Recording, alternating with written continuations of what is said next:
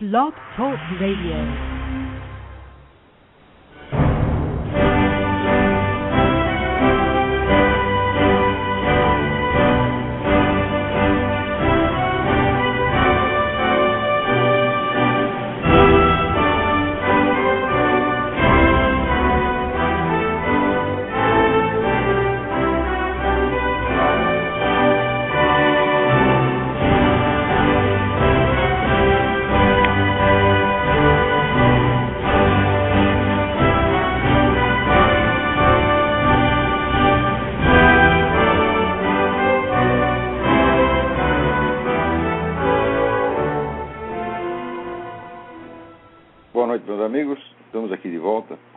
Começamos invocando a Santíssima Virgem Maria, o Santo Padre Pio de Pietrelcina, porque roguem a Deus que nenhuma injustiça se cometa nesse programa.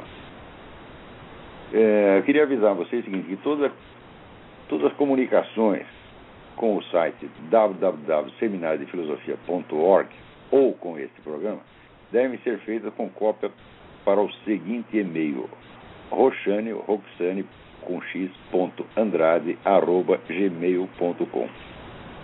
Muito obrigado.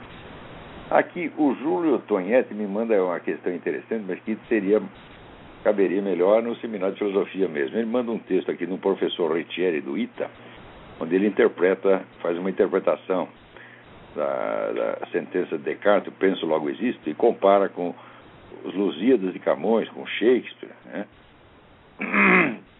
E com Galileu. Eu não vou poder, evidentemente, comentar a coisa inteira, né? Mas só um pedacinho aqui. Como exemplo de interligação de área de ensino, podemos fazer um paralelo entre a literatura e a físico-matemática.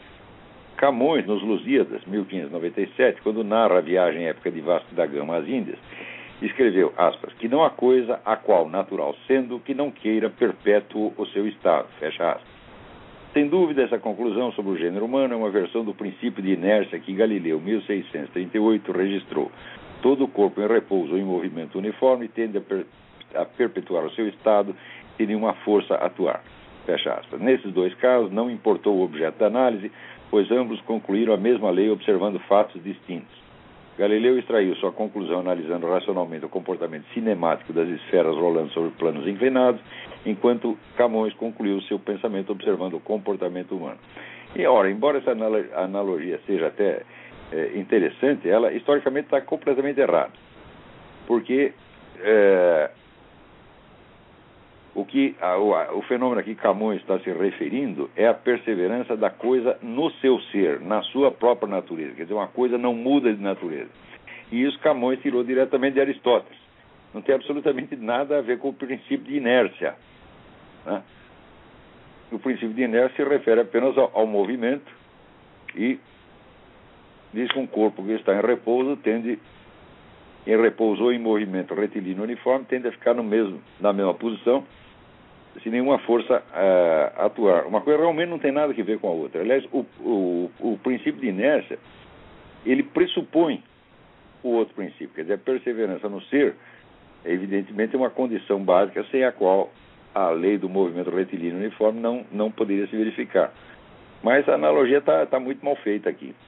Então, não precisamos analisar as outras comparações. Infelizmente, a comparação do professor Riccieri não funcionou. Mas passemos a outra coisa mais edificante. O governador do Rio, Sérgio Cabral, fazendo a apologia do aborto, perguntou assim: quem não teve uma namoradinha que teve que abortar? Ora, seu Sérgio Cabral, né? Quem não teve um parente que levou uma propina, né? Quem não teve um parente que deu um desfalque, né? Quem não teve um parente, um tio ou um pai que batia na mulher todos os dias, né? Ou não precisava bater todos os dias, batia uma vez por semana, uma vez por mês, né? Então, quem não teve alguém que não na família, alguém que não trapaceou, roubou, mentiu, etc, etc. Todo mundo teve isso, Sérgio Cabral, né? Então, eis aí o exemplo, né? Eu não creio que a sua família seja uma exceção, né? Aliás, o senhor mesmo, né? Por exemplo, na minha família tem uma coisa que na minha família falta uma coisa que na sua tem. Por exemplo, eu não me lembro de ninguém na minha família que, prevalecendo um cargo de governador, tentasse atemorizar um menino de 17 anos que foi ele fazer uma pergunta em público, como aconteceu naquela quadra de esporte no Rio de Janeiro. Chega lá um menino e diz: a quadra de tênis está funcionando, seu governador.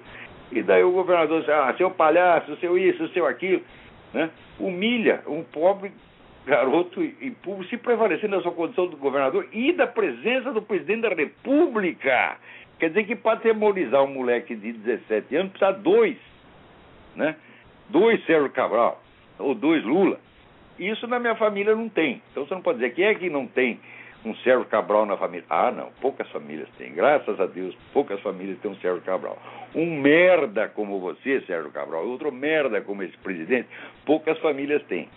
Na minha família, que eu saiba, olha, teve gente que trapaceou, teve gente até que roubou. Teve um primo meu que fumava maconha, né? E naquela época a moda era pegar, né, encher a cabeça de maconha, roubar um automóvel, né?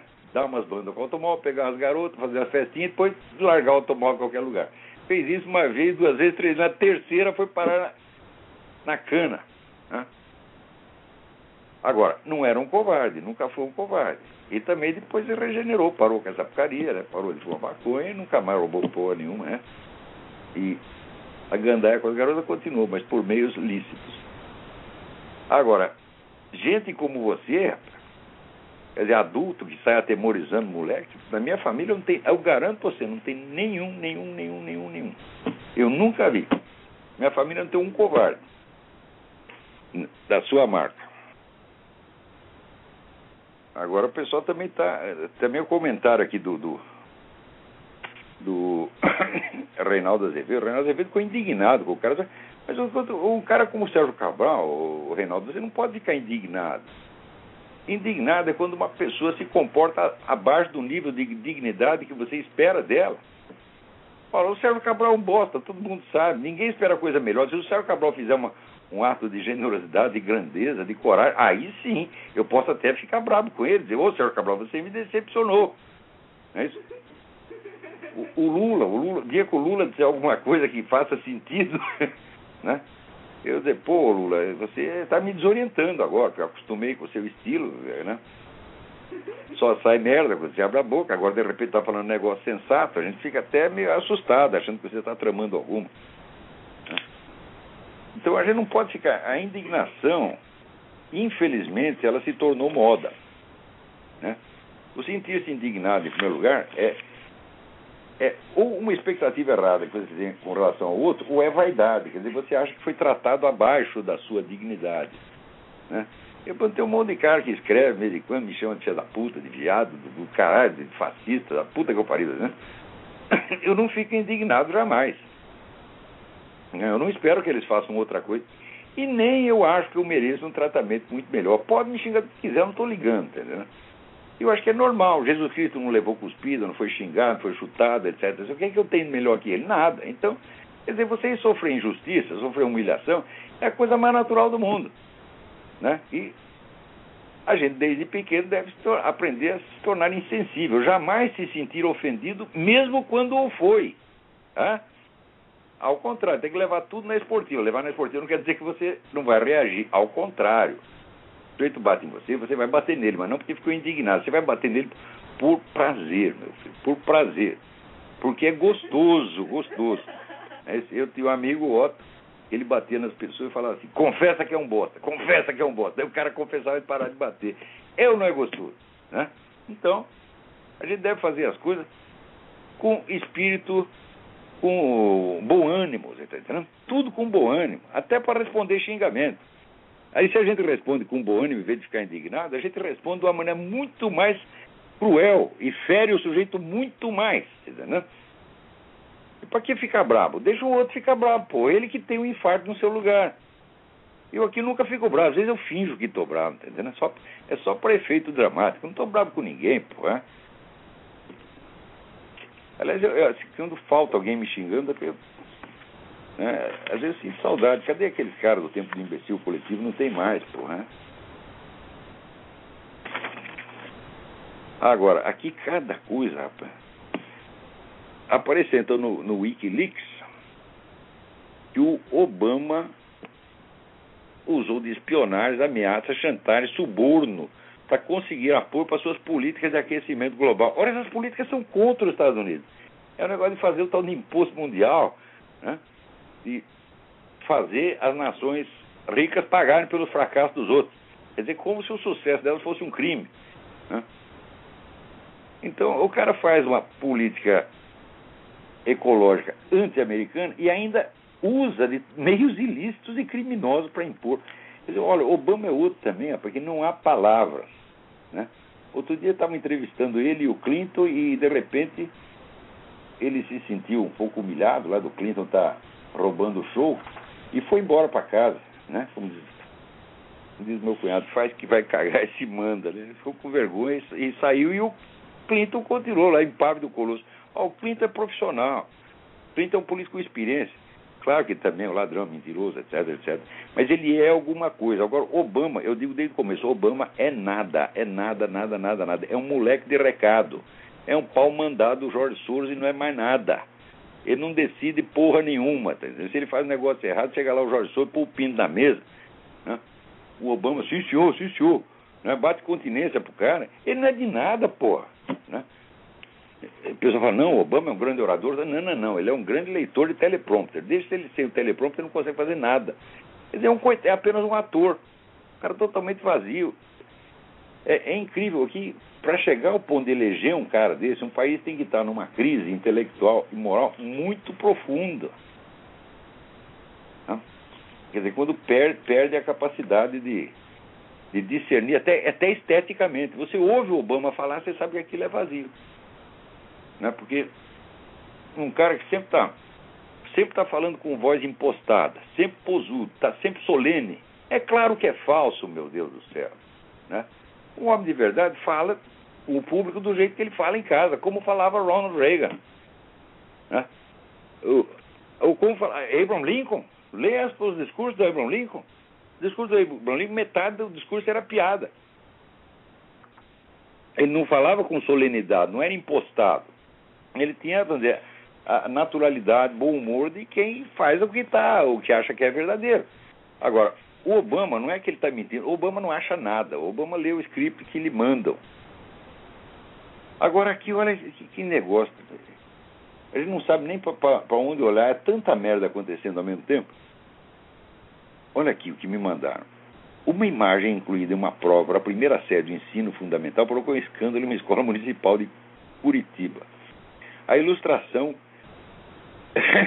com conotação sexual inadequada para crianças será objeto de investigação por parte da Secretaria Municipal de Educação. Na imagem aparecem galinhas com as cloacas arrombadas, sendo alimentadas como fazendeiro com um órgão sexual imenso embaixo do macacão, com o título de Fazendeiro Solitário. Ora, mas não é o presidente da República que diz que tem saudade do tempo em que os meninos do Nordeste, diz ele, eu não acredito, enrabavam jumentas e cabritas, né? Por que as jumentas e cabritas podem e as galinhas não podem? O que vocês têm contra as galinhas, pô? Né? Então, o direito de ser enrabado é do país inteiro e está sendo exercido, e acho que ninguém tem do que se queixar aí. Todo mundo está levando. Não é isso? Então, as galinhas também, isso é uma realidade, né? E as criancinhas já devem ser informadas disso, porque depois das galinhas vem elas. Se vocês têm alguma dúvida, perguntem ao ministro da Educação, Fernando Haddad, ou à próxima ministra dos Direitos Humanos, Maria do Rosário, né? E eles acham o seguinte, esse pessoal, eles acham que não há nenhuma diferença assim, de valor e de dignidade, né, entre você, um homem, depositar o seu sêmen no ventre da mulher, e gerar uma criança que depois, né, será o símbolo do amor dos dois e uma responsabilidade para a vida inteira, e o sujeito depositar o mesmo sêmen no cu do vizinho, onde o sêmen se misturará à merda e será jogado na privada. Eles acham que é a mesma coisa, né? Eu até acredito que no caso deles tenha sido a mesma coisa.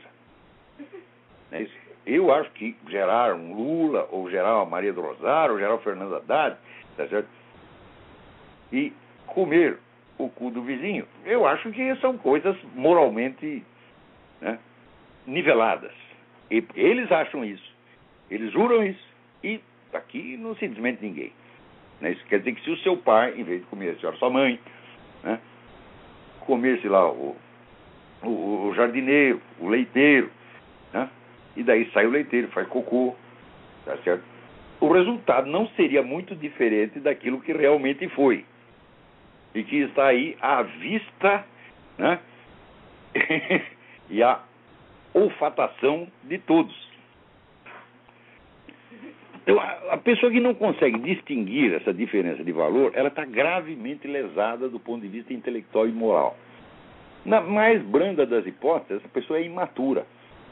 Lula é um sujeito moralmente imaturo. Fernando Haddad é moralmente imaturo. Juca Ferreira, ministro da Cultura, moralmente imaturo. E Maria do Rosário é moralmente imatura. Você viu a reação dela ao negócio do Bolsonaro. Ela chega e chama o cara de assassino, de terrorista. Ele responde com um adjetivo muito mais brando, que é vagabunda. Não é isso que... Veja a gravidade da coisa. Chamar o sujeito de assassino, chamar de vagabundo. Não é isso? Aí a mulher sai chorando. Ai, o que é isso? O que é isso? Quer dizer, ela tem uma reação que mostra que ela não entende o que ela mesma faz. Ela não entendeu a gravidade do que ela falou para o outro e ela exagera a gravidade daquilo que ela ouviu. Quer dizer, é uma autovitimização histérica. Histérica. Esse é um quadro histérico nítido. Imagina, se eu chego no sujeito, dou um tapa nele. Ele pega e me vira um palavrão. E daí eu fico indignado. Ah, que coisa horrível, me xingou. É o que essa mulher fez, porra. Note o tipo de gente que vocês estão pondo no governo brasileiro. Vocês estão entregando o destino do país, o destino das nossas crianças, na mão de pessoas imaturas, neuróticas, às vezes psicóticas, gravemente lesadas do ponto de vista intelectual e moral. Pessoas às quais eu não entregaria, se eu tivesse um posto de gasolina, eu não entregaria um posto de gasolina. Para gente como Sérgio Cabral, Lula, Maria do Rosário, Fernando Haddad. Fernando Haddad, então, é uma vergonha. É o homem que não sabe falar cabeçalho, pô. Ele fala cabeçalho. O que é isso, porra? É que nem o Emir Sadri, o supremo intelectual do PT, que escreve Getúlio com LH. Agora, esse pessoal todo é vítima de si próprio, porque eles inventaram esse método de alfabetização sintética, copiaram aí do Jean Piaget, Vygotsky, o caralho, né? E aquele negócio, não pode soletrar, você tem que pegar a palavra inteira, né? Olhar a palavra assim no visual capital, o sentido dela magicamente. Ninguém aprende a ler por esse sistema, porque a língua, meu filho, a língua não se compõe de palavras, a língua se compõe de fonemas, né? Se a língua fosse fazer as palavras uma por uma, meu filho, não teria completado a primeira língua hoje, até hoje. Estaria lá o homem de Neandertal, né? Tentando... Se não fosse o sistema fônico, não tinha palavra, porra. Então o que você tem que aprender, em primeiro lugar, não é palavra inteira, é fonema, sílaba, tá certo? Então, antigamente você aprendia toda a divisão de sílaba, aprendia as letras uma por uma e ia montando a coisa aos poucos. E gradativamente você ia pegando as articulações entre os sons do idioma, né? Então você tinha, como diz Dante, a gramática é a construção material da linguagem. Então a construção material se constitui eminentemente de sons.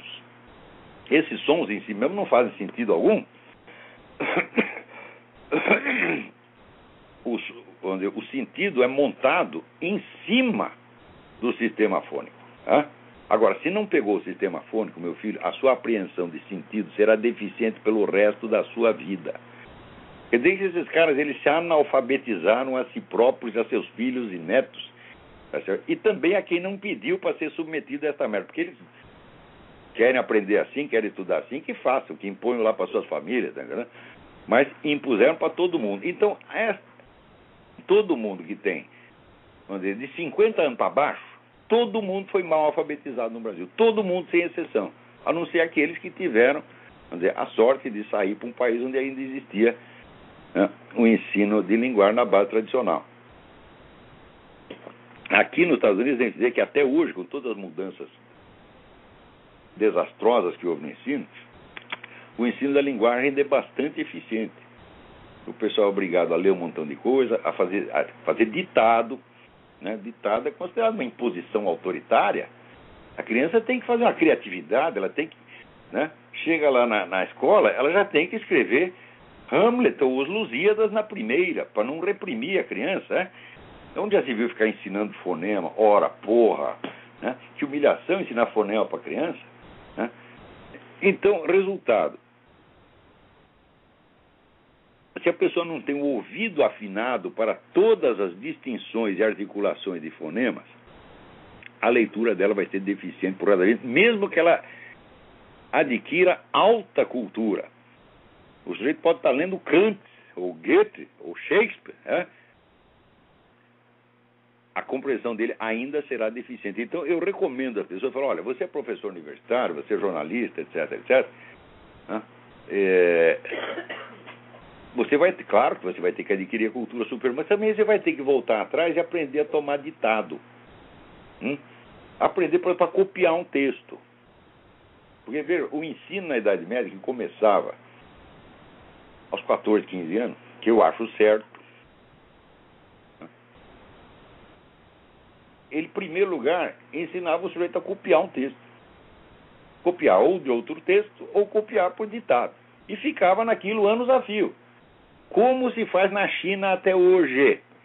Por que você acha que a garotada chinesa, em todo lugar que vai o chinês, ele tira os primeiros lugares nas universidades, na escola média, etc. Por quê? Porque aprendeu assim desde o início. O sujeito, para começar, vamos dizer, para ele dar um peido em língua chinesa, para ele dizer, mãe, quer um sorvete, ele tem que aprender 5.000 fonemas, aprender de cor. E daí o pessoal vem, os teóricos falam mal da decoreba. Digo, olha aí, meu filho, olha a decoreba chinesa como rende. Agora vocês, com as suas teorias científicas idiotas, tá entendendo?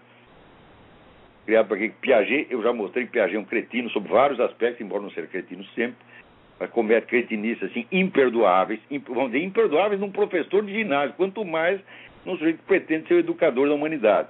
E como educador, a Piaget tem que ser jogado no lado do lixo, né? É verdade que depois veio o Feuerstein, deu lá uma recalchutada no Piaget, até está funcionando um pouquinho. Mas não se iludam que a mera aquisição de cultura superior vai corrigir deficiências de base que estão na sua apreensão auditiva dos fonemas. Não vai corrigir. Você vai ter que voltar lá e aprender tudo. Porque vocês estão que nem um garoto que aprendeu a andar de bicicleta antes de aprender a andar a pé.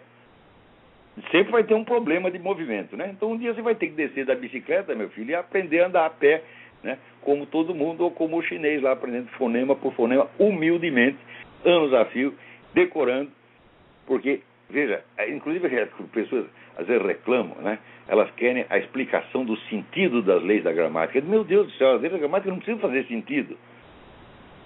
Elas são, vamos dizer, são articulações consolidadas pelo costume, pelo geral, ao longo dos tempos. E você tem que decorar isso para você poder entrar no jogo. Então,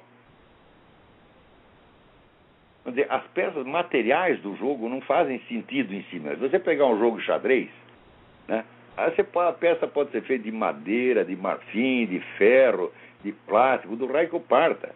E pode ter 1000 formas diferentes. As formas não têm que ter sentido. Eu, outro dia, eu tenho aqui uma amiga, a professora Margarita. Na casa da Margarita tem lá um jogo de xadrez que você construiu com peça de automóvel, com arruelas, né? Porcas, parafusos e arruelas. E ficou legal, né? Nada se parece com nada, né? Você olha o cavalo se parece tanto com o cavalo quanto com o colibri. Mas está no lugar certo, então funciona. Então, o substrato material da linguagem, meu filho, ele não precisa fazer sentido. O sentido é o que você vai obter a partir da montagem fônica. Daí você pega o sentido. Então, do mesmo modo, por exemplo, você pegar uma melodia na música. Meu filho, se você pegar um violino e examinar a construção material do violino, por tudo quanto é lado, você não vai achar melodia nenhuma. Então, primeiro tem que construir o violino, meu filho. Não adianta você estudar, conhecer todas as músicas, todas as melodias mais maravilhosas do violino, se não tiver o violino materialmente. E a construção material do violino não obedece às mesmas leis da construção da melodia. São coisas completamente diferentes. Então, quando o pessoal começa a se revoltar contra a gramática porque ela é arbitrária, é a mesma coisa que você está reclamando, né, de que o violino dele não obedece à teoria musical. Que a madeira do violino é insensível à teoria musical dele. Quer dizer, é uma coisa de uma burrice fora do comum. Meu filho, não tem outro jeito. O substrato material da linguagem tem que ser aprendido por decoreba mesmo. E quanto mais fonemas você Estava aí outro dia o professor Luiz Faria explicando isso aí pela 1000ª vez. Tá certo? Quanto mais fonema a criança aprender de cor desde o comecinho, melhor para ela depois. Agora, todo esse pessoal, Fernando Haddad, Emir Sader, né? O Lula não, porque o Lula nunca foi alfabetizado, mas todos eles foram alfabetizados por esse método e emburreceram para sempre. Não consegue fazer uma frase, né, que faça sentido, meu Deus do céu. Então, alô, quem é? Tem alguém na linha aí? Sim, boa noite, Olavo. É Romano, São Paulo. Tudo bem? Olavo, tudo bem? Há umas 2 semanas você comentou algo sobre o LaRouche, né, o Lyndon LaRouche. Ele coloca como sendo o grande problema do mundo esse tal do Inter Alpha Group, o grupo de bancos europeus, enfim, Império Britânico. Como você vê o que ele diz? Ontem mesmo eu fiz uma extensa gravação sobre esse problema de nova ordem mundial, né? Mostrando, entre outras coisas, o seguinte: existem vários esquemas globalistas concorrentes. Agora, o sujeito que, pela primeira vez, ele perfura a superfície dos acontecimentos e descobre um esquema de poder por trás, ele acha que descobriu a pólvora, ele acha que sabe tudo.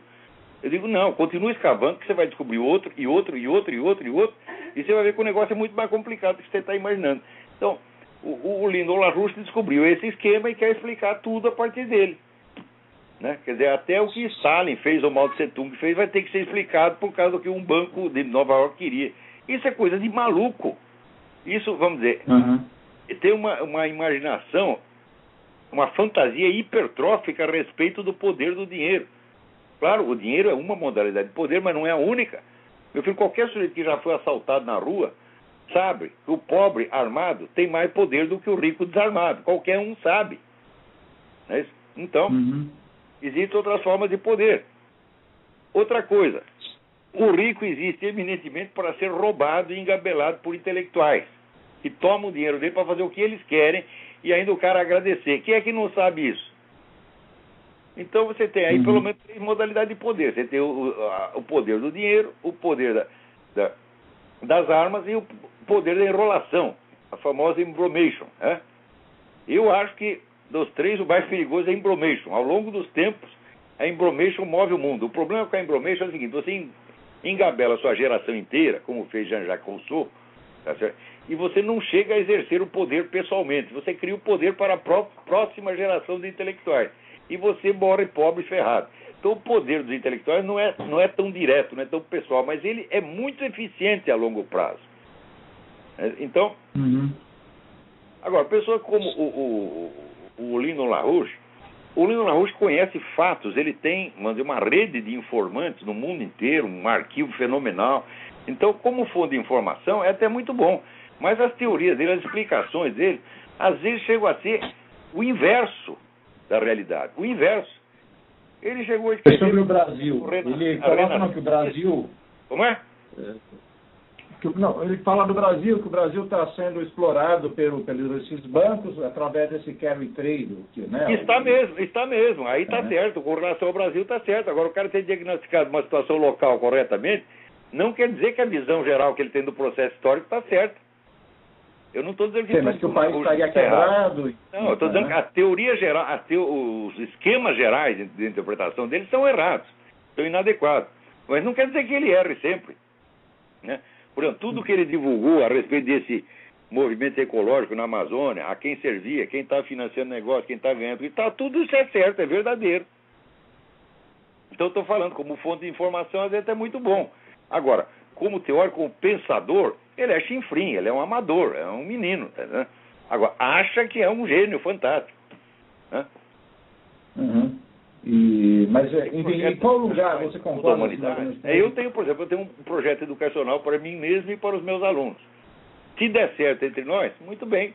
Pode ser que amanhã ou depois sirva para outras pessoas também, mas não pretende educar a humanidade. Né?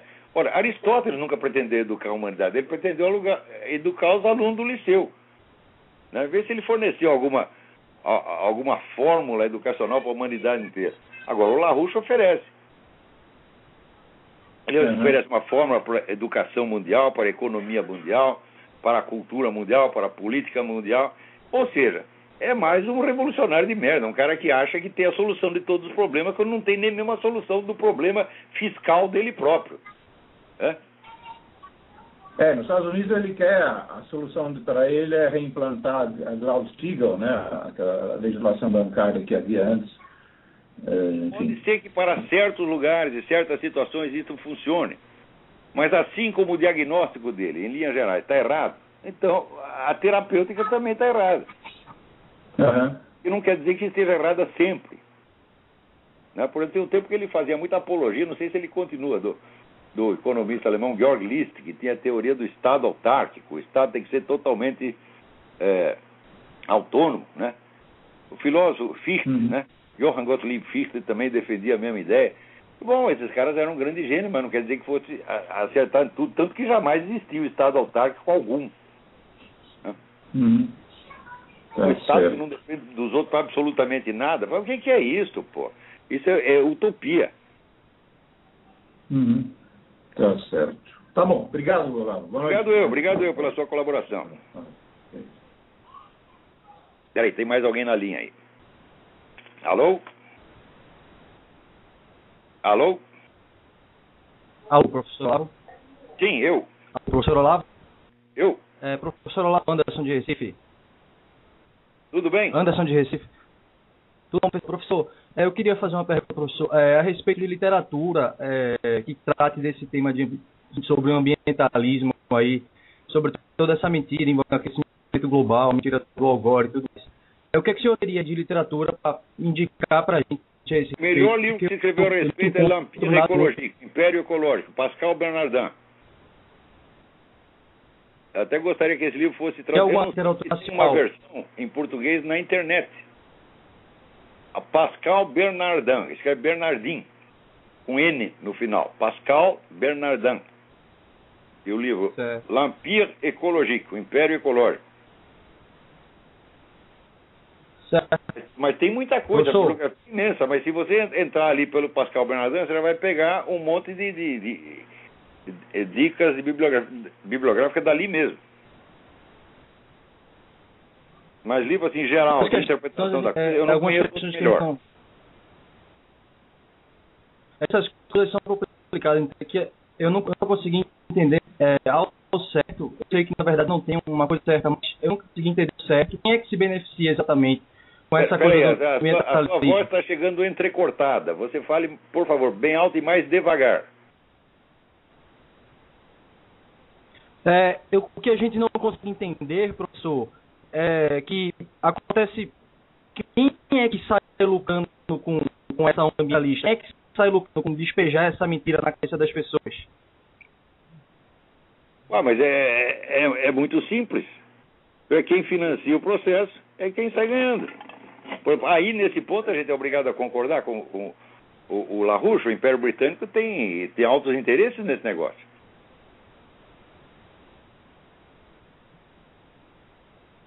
Entendi. Então, professor, até logo. Até logo, obrigado pela colaboração. Agora, está aqui, ó. Dona Maria do Rosário defende a homoafetividade. Eles não podem falar de homossexualismo porque é pejorativo. Né? Agora, heterossexualismo não é pejorativo. Né? Agora, por que, né? Veja, por exemplo, no que consiste, vamos falar o português claro, no que consiste a homoafetividade masculina? Né? Consiste em um comer o cu do outro, meu filho, consiste na boa e velha sodomia, você está entendendo?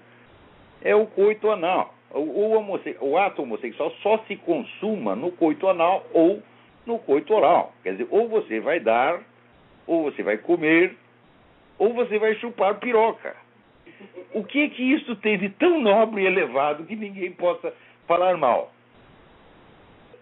Eu não consigo entender, né? Agora, na verdade, não há o que entender. Porque a distinção que eu estava fazendo no começo, quer dizer, entre um ato que é a própria base da existência humana e o outro que, no máximo, vamos dizer, na mais branda, na mais tolerante das hipóteses, né, deve ser considerado um ato lúdico. Né? Só serve para que serve o sujeito dar o cu? É divertimento. Ele acha que é divertimento. Não serve para mais nada. Não vai gerar um ser humano, não vai fundar uma família, né, que vamos fundar uma família por via anal, meu filho. Nunca ninguém conseguiu. Se você conseguiu, você é prêmio Nobel. Né? Então, veja, o ato sexual entre o homem e a mulher, ele se prolonga na existência ao menos possível de um ser humano. É por isso que a igreja sempre proibiu o ato onde a possibilidade da geração seja cortada. Porque aí não é um ato sexual que se completa. Você vê, quando você vai para a cama com a sua mulher, meu filho, todas as gerações dos antepassados estão lá presentes. E muitas gerações futuras estão lá presentes também. Quer dizer, é um ato que tem uma dimensão cósmica. Agora, meu filho, você comer o cu do outro, ou dar o cu pro outro, termina ali mesmo, né? Na privada, porra. Não vai passar dali. Se você gosta, bom, muito bem, faça. Eu nunca abri minha boca para falar mal da conduta sexual de quem quer que fosse, porque eu considero que a minha liberdade de não ter opinião a respeito de alguma coisa é um verdadeiro dom divino. Quando as pessoas perguntam assim, o que você acha de gay? E eu posso dizer, não acho nada, ou não sei. Você não imagina como isso é gostoso, né? Se você está aí dando cu, por exemplo, adquire esse outro vício meu, né? Não ter opinião sobre alguma coisa, talvez você até pare. Ah, perdão, não pode. Se o cara começou a dar, ele tem que continuar pelos séculos dos séculos. Se você tentar ajudar o sujeito a parar, mesmo que ele peça, ele fala, eu estou cansado disso, não aguento mais. Não, tem que continuar, porque senão a Maria do Rosário vem aí e acusa nós de homofóbico. Não viu o que fizeram com a psicóloga Rosângela Justino? Excluíram a mulher da profissão. Hã? Por quê? Porque o paciente queria deixar de ser homossexual, ela estava ajudando. Hã? Agora, se o senhor quiser, eu quero deixar de ser heterossexual, eu estou lá comendo minha mulher, tá certo? Mas estou cansado disso, sabe? Já faz 50 anos, tá? Decidi mudar de ideia. Você gosta de dar o rabo ou comê-lo? Não, não gosto, mas eu quero mudar. Daí o psicólogo é obrigado a ajudar. Agora tive outra ideia, quero fazer outro negócio. Né? Não sei nem se eu gosto, mas quero fazer. Então, é uma coisa de uma arbitrariedade, tá, e de uma infantilidade monstruosa. Porque infantilidade é para criança, porra. Agora ver essa mulher com essa coisa de homoafetividade. Como a homoafetividade? Quer dizer, é uma manifestação afetiva. Se fosse somente afetiva, não haveria homossexualismo nenhum. Só há homossexualismo onde existe ali o coito anal oral entre pessoas do mesmo sexo, senão não há nada. Quer dizer, homoafetividade. Homoafetividade existe entre eu e meu filho Pedro, nem por isso nós vamos pra cama, porra. Né? Entre eu e meu pai, né? Eu, meu tio, eu, meu avô, né? Eu, meus amigos. Agora eu vou ter que dar para todos eles, ou comer todos eles? Que porra é essa? Para provar que tem homoafetividade? Ah, que brincadeira é essa, mulher? Você não entende nem a palavra que está usando, né? Agora, vocês veem que essa política homossexualista está sendo imposta contra a vontade expressa da população. A população não quer saber desse negócio de casamento gay, como não quer saber de abortismo. Porém, existem truques administrativos. Se você não consegue aprovar a lei no Congresso, o que você faz? Você faz uma portaria ministerial que torna aquilo obrigatório, não por lei, mas por um mero mecanismo administrativo. Como, por exemplo, né, o INPS agora vai reconhecer o casal homoafetivo, né, isso, como unidade familiar. Eu digo, meu filho, não há unidade familiar se não existe a possibilidade teórica da geração. Tanto que a esterilidade ou impotência é motivo de divórcio. A mulher casou, chega nova, vai para a cama, o peru do cidadão não levanta. Ela é obrigada a ficar com o sujeito o resto da vida? Não. Ela chega lá, vai no juiz, anula o casamento, vai na igreja, tá? Manda requerimento para o Vaticano, fala, casei, mas daí descobri que o sujeito é impotente, está anulado o casamento. se a geração não fosse da própria natureza do casamento, então a impotência ou a esterilidade não poderiam jamais ser motivo de divórcio. E, no entanto, são universalmente. Não há nenhum homem no mundo que a lei obrigue a perseverar com uma mulher estéril se ele casou com ela na expectativa de ter filho. Nem que obrigue a mulher a permanecer com o homem impotente se ela casou com ele na perspectiva de ter filho. Então, família, meu filho, é onde existe a possibilidade, ao menos teórica, da geração. Senão não tem família, não. Não adianta você dizer novas modalidades de existência familiar. Vai passar, uma entidade familiar passa a existir por decreto da Dona Maria do Rosário. Quer dizer, ajunta 2 marmanjos, agora por que 2? Por que não pode ser 4? Os muçulmanos têm direito a ter 4 mulheres? O seu Luiz Mota tem direito a ter 500 homens? Por que ele não pode casar com os 500 homens? Mas que coisa mais injusta! Que discriminação odiosa! Por que o Luiz Mota vai ter que desistir de 499 para ficar com umzinho só? Tem que ter o casamento coletivo. Casamento homoafetivo. Coletivo, né? Deixa o Luiz Mota casar com os 500 homens. Quero ver ele sustentar os desgraçados. Ele bem merece isso. Daí vão fazer um arranjo lá, o INPS vai dar dinheiro para ele sustentar os 500. Você vê, a prova de que tudo isso é uma palhaçada é o próprio Luiz Mota. Como é que você vai falar de casamento gay com 500 homens? Ai. Agora, você vê aqui, um dos motivos dessas questões entrarem na discussão é que, a partir do século XIX, com o advento da sociedade industrial, entrou nas discussões morais um modo de raciocínio que é característico da economia, que é o raciocínio custo-benefício. A partir da escola utilitarista, de Jeremy Bentham, etc., entrou essa ideia de que a moral tem de render, a moral tem de simplificar a sociedade e, sobretudo, simplificar a administração estatal. Então, aquilo que facilita a administração estatal passa a ser considerado moral. Aquilo que é conveniente para a administração, aquilo que aplana o caminho para a administração é moral, e o que atrapalha é imoral. Então, a partir da hora que entrou o cálculo econômico, meu filho, a moral passa a ser um setor da economia. Ela perde toda a autonomia. A moral não é mais nada. E esse processo, o sociólogo americano Ralph Fevre denominou a desmoralização da sociedade, quer dizer, o esvaziamento moral. Então, é claro que as pessoas que defendem coisas como essa, como Dona Maria do Rosário, quer dizer, esse pessoal não tem mais consciência moral nenhuma, porque vai julgar tudo em termos, vamos dizer, agora nós temos a conveniência, por exemplo, de controle populacional, então é melhor fomentar o homossexualismo, Se amanhã você vê que os casamentos monogâmicos não estão procriando o suficiente, então você institui a suruba estatal, para criar mais crianças. Na Alemanha nazista tinha isso, que eles faziam aqueles torneios de juventude, então todo mundo comia todo mundo, e o Führer ficava contente porque estava gerando mais soldados para o exército alemão, e mais braços para trabalhar na indústria alemã. E na Rússia a mesma coisa. Eles toleravam a putaria toda, por quê? Porque vai gerar mais gente, nós precisamos de mais gente. Quer dizer, quando precisa de menos gente, a moral é uma. Quando precisa de mais gente, a moral é outra. E assim, tudo vira uma conveniência da administração estatal. Aqui. O Lula, então, vendo que a tal da PL 122 não estava difícil de aprovar, o que ele fez? Deu um golpe. Criou o tal do Conselho Nacional do Combate à Discriminação. Então, discriminação, por exemplo, consiste em dizer essas coisas que eu estou dizendo. Eu dizer que eu acho melhor meu pai ter transado com a minha mãe migerado do que ele comer o vizinho e gerar um cocô. Eu acho melhor, para mim. Então, muito me orgulho de que ele tenha feito isso e estou contentíssimo de que ele tenha escolhido a via vaginal.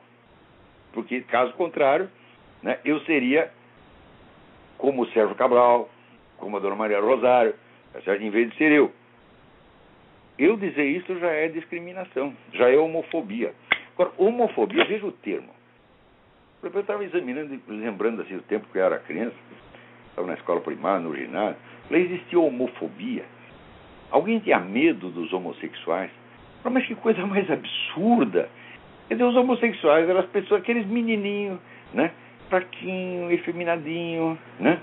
E gostava de exibir sua fraqueza, assim como os outros gostavam de exibir força, gostavam de exibir fraqueza, porque davam ares femininos para ele. Como é que a gente ia ter medo daquelas criaturas incapazes de fazer mal ao mosquito? Hã? Eu nunca vi homofobia nenhuma.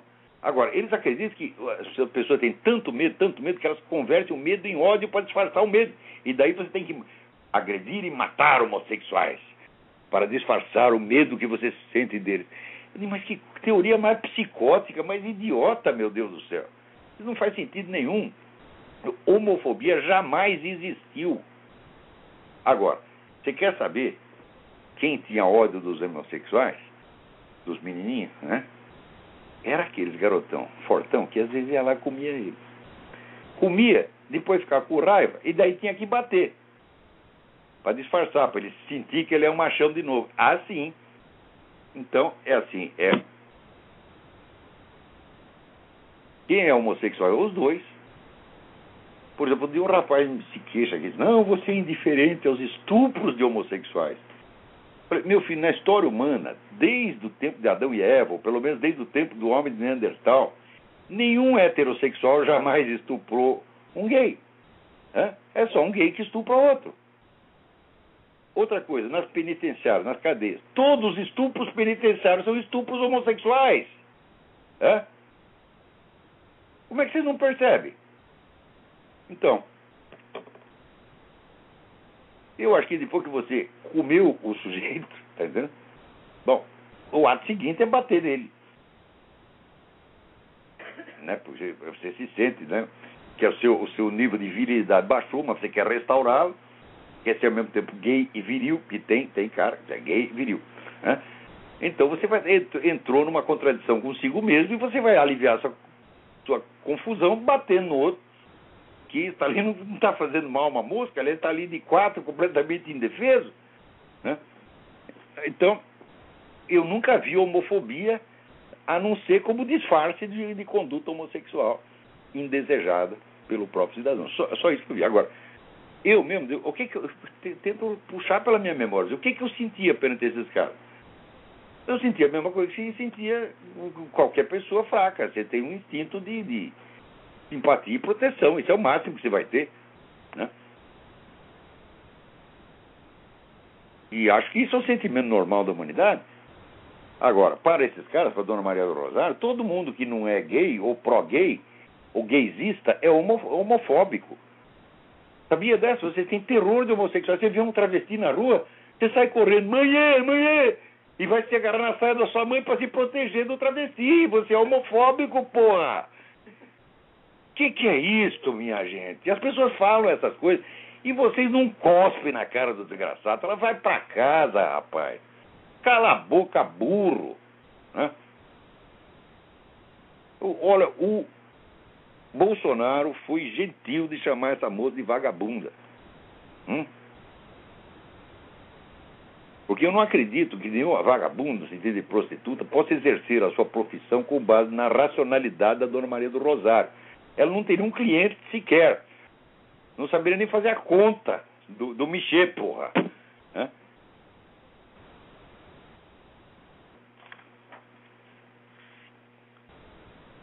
Olha aqui. Agora, você vê o seguinte, nós estamos completando 6 meses que o Alejandro Penha Esclusa foi preso na Venezuela. Até agora não apareceu a testemunha, né? Que os caras pegaram, eles mesmos interrogaram a testemunha, dizem que interrogaram e mandaram o cara para Cuba. Eu digo, mas meu Deus do céu, você vai ter um processo.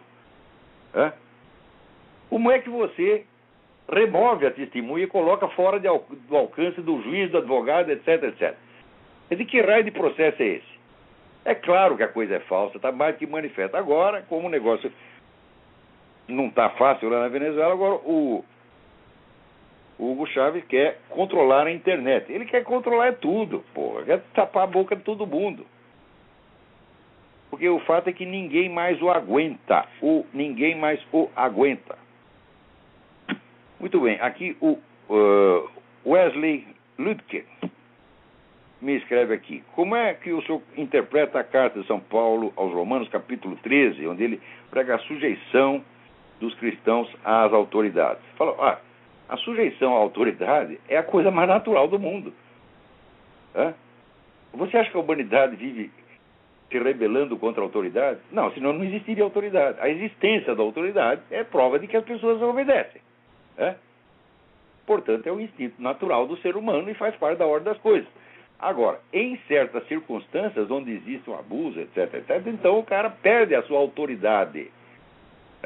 E é simplesmente um cara que está exercendo um poder discricionário em cima de você. Quer dizer, não tem autoridade nenhuma. A autoridade vem de autor, meu filho.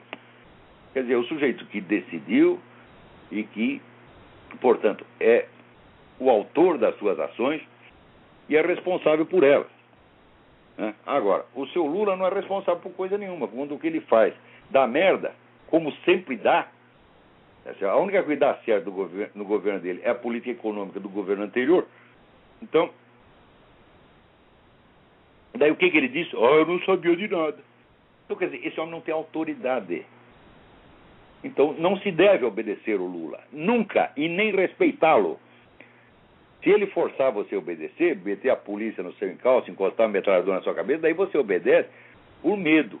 Mas aí não é obediência, você está simplesmente cedendo ao poder para defender a sua vida. Isso é diferente do que diz São Paulo apóstolo. A autoridade, toda e qualquer autoridade, ela tem que ser respeitada pelo simples fato de que ela existe. Agora, o poder que se impõe sem autoridade não é para ser respeitado nem obedecido de maneira alguma. Não é que a autoridade tem Dona Maria do Rosário, Dona Dilma, etc. Não tem autoridade nenhuma, meu Deus do céu. Veja, a eleição não é suficiente para legitimar uma pessoa no seu cargo. É preciso que ela obedeça às leis. Ela não está lá, não é eleita para fazer o que quer. Quando é que vão entender isso aqui? Faz parte, vamos dizer, da autoridade num regime democrático constitucional que o sujeito é eleito para fazer cumprir as leis. Por isso é que diz que ele é um magistrado. Não é isso? Então, a autoridade magisterial. Então, agora, se o camarada vai lá e faz o que ele quer, o Lula foi eleito para montar o mensalão? Não, porra. Então por que você tem que obedecer o cara que está fazendo isso? Ele foi eleito para impor esta política nojenta de proteção à sodomia, de santificação da sodomia, e ninguém vai poder falar mal. Ora, não pode falar mal. Por exemplo, o Dr. Freud acha que o homossexualismo é doença. Nós vamos proibir os livros do Dr. Freud. O Dr. Wilhelm Reich diz que o homossexualismo é doença. Aliás, ele é tão comunista que ele acha que só existe homossexualismo no capitalismo. Quando vier o socialismo, todo mundo vai parar de dar o cu. Isso é o que ele diz. Nós vamos proibir o livro do Wilhelm Reich. Carl Jung também diz que é doença. Então nós vamos proibir todos os clássicos da psicanálise. É isso, junto com a Bíblia.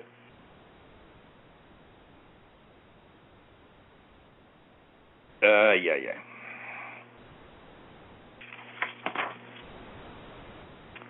Aqui, agora o Ministério da Saúde está lá distribuindo camisinhas a crianças de 10 anos. Presta atenção. O que a camisinha tem a ver com a anti-homofobia? Porque o sujeito usou uma camisinha, ele deixa de ser homofóbico? Não tem nada a ver. Então, a camisinha não serve como propaganda anti-homofóbica. A camisinha, meu filho, serve para trepar. Entendeu? Para que você usa camisinha? Existe algum outro uso? Bom, tinha um tempo que eu morava na casa do estudante, a gente usava camisinha para encher de água e jogar nos que estavam no andar de baixo, para a gente jogar para encher o saco deles. Era o único uso alternativo que eu posso conceber da camisinha. O resto se usa para trepar. Eu não usava, eu tinha horror daquilo. Horror. Eu tive sorte de não ter distribuído dezenas de filhos, porque naquela época eu só pensava em mulherada, tinha muita merda na cabeça. Então, eu não usava, mas sabe, eu sabia já naquele tempo, você veja, eu com 20 aninhos eu já sabia, olha que rapaz precoce, eu sabia que a camisinha era usada para trepar. O Ministério da Saúde não sabe. A camisinha para ele é material didático. É para você aprender a não ser anti-homofóbico. Ora, meu Deus do céu, que desculpa mais filha da puta. Vocês querem disseminar, tá certo, a sexualidade desenfreada entre as criancinhas, tá certo, para que elas depois virem a freguesia, a clientela dos pedófilos. Vocês querem isso, é claro que querem. Você incentivar a prática sexual entre crianças é torná-las vulneráveis ao assalto sexual dos adultos. É a coisa mais óbvia do mundo, E quanto mais você sexualiza a conduta da criança, mais ela está aberta a essa possibilidade. Isso vai aumentar necessariamente, né? Agora, atenção, hein? Atenção, a camisinha, meu filho, não é para qualquer uso, né? O uso heterossexual da camisinha vai ser imoral. Quer dizer, você pega o menino trepando com a menininha, vai ser imoral do mesmo jeito. Agora, você pega o menininho comendo outro menininho, não, aí não pode falar mal, porque é anti-homofóbico, né? Que esculhambação. Meu Deus, até quando nós vamos continuar obedecendo essas pessoas? Que não têm capacidade para se governar a si mesmas, que não têm o senso do que elas mesmas dizem. Elas dizem uma frase, na frase seguinte elas se desmentem, se contradizem e nem sequer percebem. Não sabe, a dona Dilma não sabe montar uma frase inteira. Ela começa a frase, uma palavra, duas palavras, a terceira já esqueceu a primeira. Né? O Lula não. O Lula na segunda ele já esqueceu. Né? E o Fernando Haddad não é nem na segunda, é na primeira. Ele vai falar cabeçalho e sai cabeçário, né? Cabeçário. Cabeçário é coleção de cabeças de peru. Né? Peraí, tem mais alguém? E o nosso tempo infelizmente acabou, né? Então, muito obrigado a todos, até a semana que vem.